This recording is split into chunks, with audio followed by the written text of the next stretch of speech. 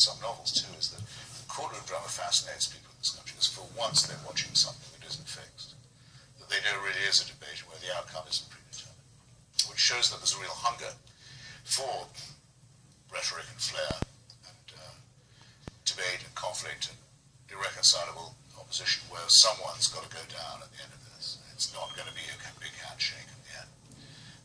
That's what I want out of debate. And so my own version of it is an improvisation of the English one, where you hope to try and be able to be funny about serious things, but also serious about amusing ones, and see if you can keep people on their guard and then try and catch them off it as well.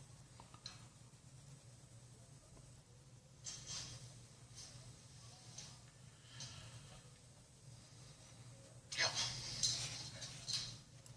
I mean, I could add one thing if you liked. I mean, the method is sometimes called the Socratic one, where you start by asking questions.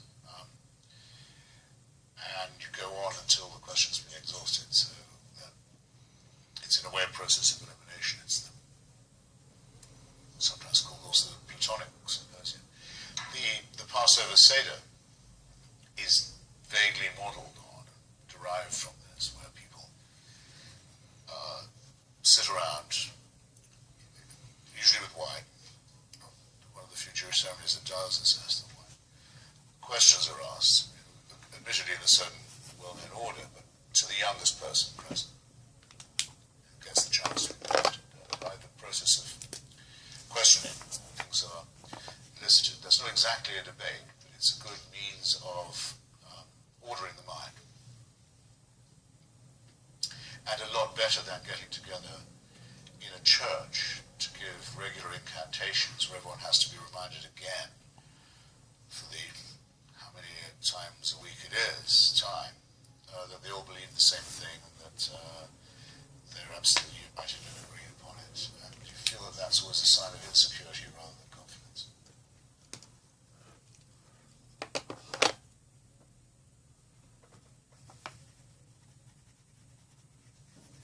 One of the things we've all met is the accusation that we are strident or arrogant or vitriolic or shrill. What do we think about that? Yeah, well, I'm amused by it because I went out of my way in my book to address reasonable religious people, and I flew the draft with groups of students who were deeply religious. And indeed, the first draft incurred some real anguish, and so I made adjustments, and it didn't do any good in the end because I still got hammered for being rude and aggressive, and I came to realize that it's a no-win situation. It's a mug's game. The religions have contrived to make it impossible to disagree with them critically without being rude. They sort of play the hurt feelings card at every opportunity, and you're faced with the choice of, well, am I going to be rude, or am I going to articulate this criticism? I mean, am I going to articulate it, or am I just going to button my lip? And right.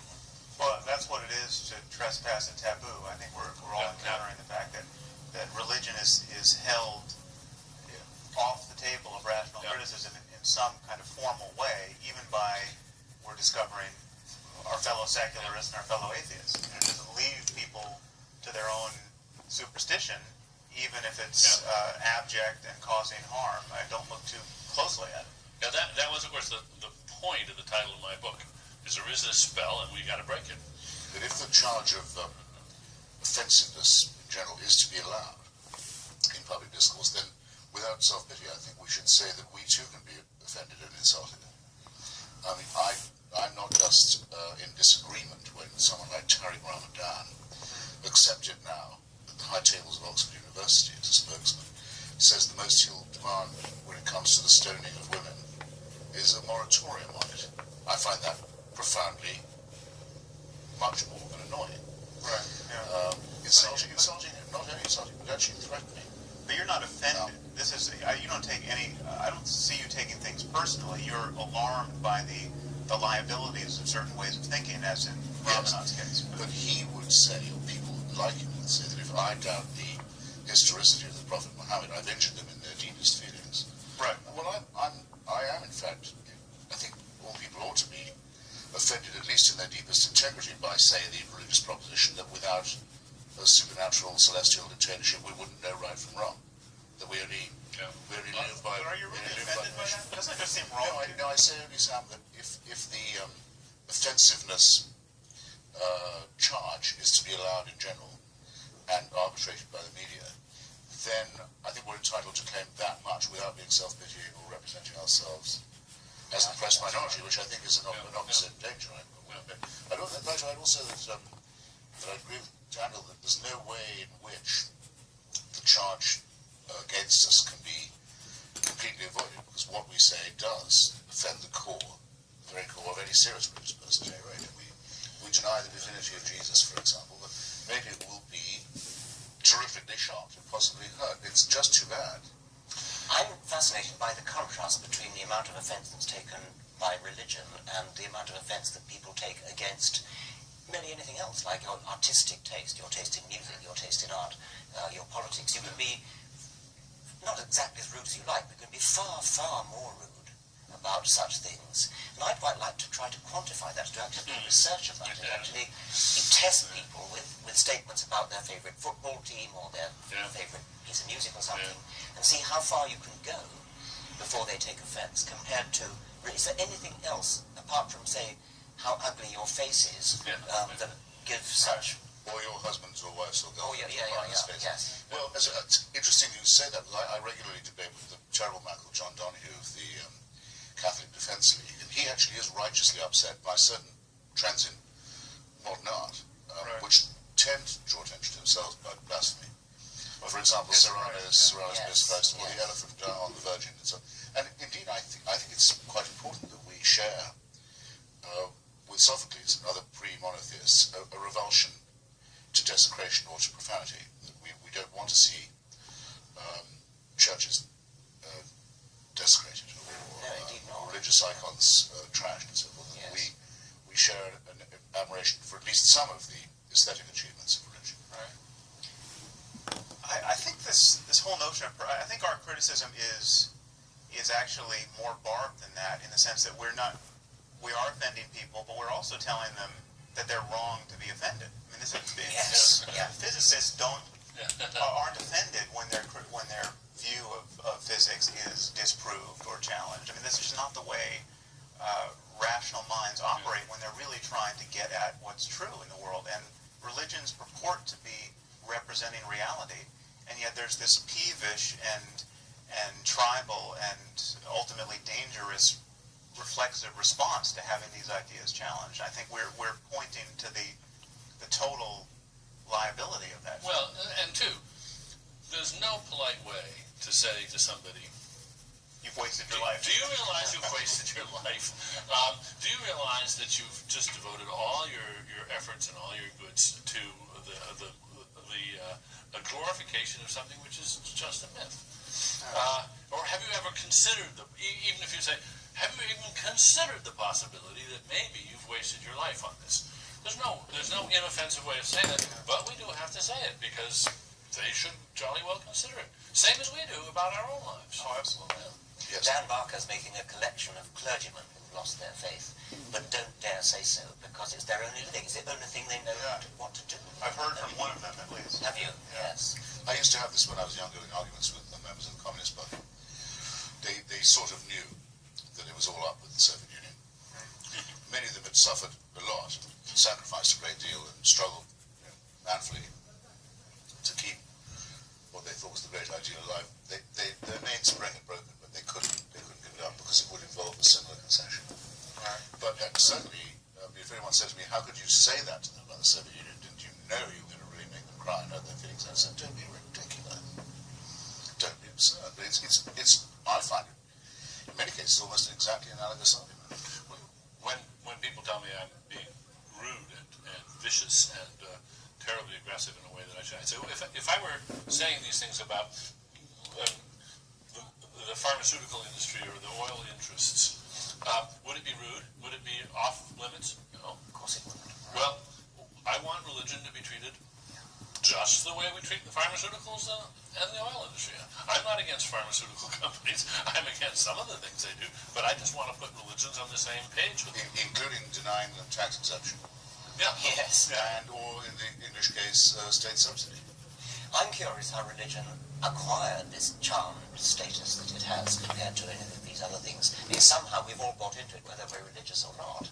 And that some historical process has led to this immunization of religion against, well, this hyper offense taking that religion is allowed to take. And what's particularly amusing to me, finally, at first it infuriated me, but now I'm amused, is they've managed to enlist legions of non-religious people who take offense on their behalf. And how? In fact, yes. the most vicious reviews of my book have been by people who are not themselves religious, but they're terribly afraid of hurting the feelings of the people that are religious, and they chastise me worse than anybody. Exactly my experience. Religious. Exactly my experience. And I think, so one of you pointed out how condescending that view is. That Yes. It's as though, it's like the idea of penitentiaries. I mean, other people need them. You know, they That's right. must keep Yes. these people Yes. safely in their midst. Yes.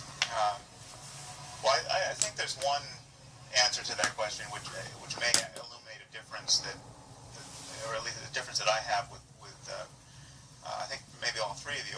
There's something about, I still use words like spiritual and mystical without furrowing my brow too much, and to the consternation of many atheists.